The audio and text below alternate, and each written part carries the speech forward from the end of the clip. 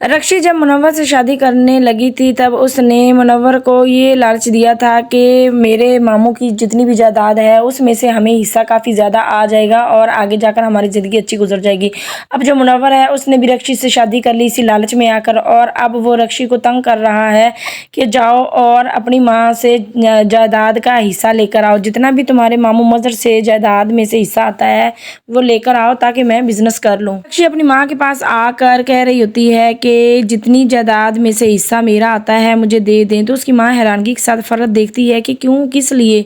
तो आगे से रक्षी कहती है क्योंकि जो मुनव्वर है उसने बिजनेस करना है और मैं बिजनेस करवाना चाह रही हूँ। रक्षी की ये बातें सुनकर फरहत हक्की बक्की रह जाएगी कि इतनी जल्दी ये अपनी औकात पर आ गया मुनव्वर, और इसने वाकई ही शादी लालच में आकर ही की है रक्षी से। तो दूसरी तरफ दिखाया जा रहा है कि जो सलमा है अब उसके दिल से भी डर खत्म हो गया है फरहत का। जिस तरह से फरहत उसके साथ करती थी वो काफी ज्यादा डरती थी, लेकिन अब वो बिल्कुल भी फरहत से नहीं डरने वाली। ज़ारा को देख देख कर अब सलमा का भी दिल काफी ज्यादा मजबूत हो चुका है। वो भी अब कोई भी बात होती है तो फरहत के मुंह पर मार देती है। अब यहाँ पर जो सलमा है वो फैसला कर लेती है कि मैं बता देती हूँ सारा को हकीकत। अब यहाँ पर वो सारा को बड़ा दिल करके बता देगी कि तुम्हारे माँ बाप को कोई और अलग करने वाला नहीं बल्कि तुम्हारी फुप्पो फरहत ही है, आदिल की माँ ही है।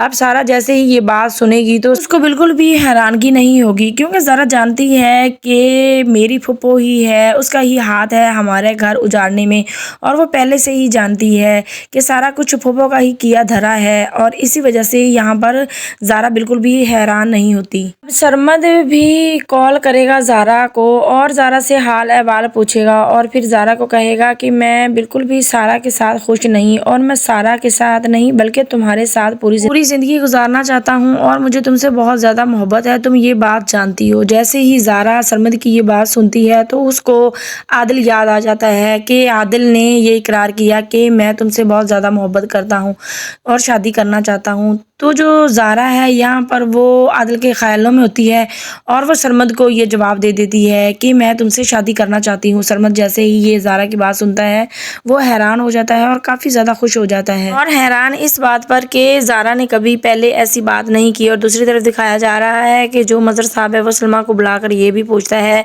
कि सारा मेरी इजाज़त के बगैर बाहर क्यों गई, और वो भी आदिल के साथ। उसको किसने इजाज़त दी है आदिल के साथ जाने को। लेकिन फरहत का भी इस दफ़ा मज़र साहब को भड़काना बेकार जाएगा, क्योंकि जो ज़ारा है वो अपने बाप को इस तरह से बातों में उलझाएगी और इस तरह की बातें करेगी कि जो उसका बाप मज़र है वो बिल्कुल ही भूल जाएगा ज़ारा से ये पूछना कि तुम आदिल के साथ क्यों गई। और इस तरह से फरहत बेगम सब कुछ देखकर हैरान हो जाएगी कि कितनी चालाक है ये सारा।